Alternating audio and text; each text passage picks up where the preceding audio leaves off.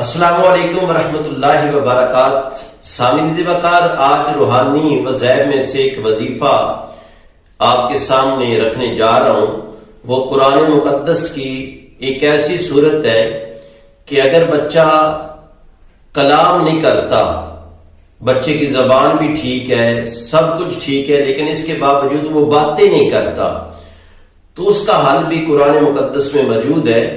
کہ ایسا بچہ جو کافی عمر ہو چکی ہے، چلنا پھرنا بھی شروع کر دیا، لیکن وہ منہ سے کلام نہیں کرتا، زبان بھی ٹھیک ہے، تو ایسے بچے کے لیے سورت زلزال قرآن مقدس کے پارہ نمبر 30 میں سورت ہے، سورت زلزال۔ وہ 11 مرتبہ پڑھ کے بچے کا منہ کھول کے منہ کے اندر پھونک مارنے سے انشاءاللہ تبارک و تعالی وہ بولنا شروع کر دے گا۔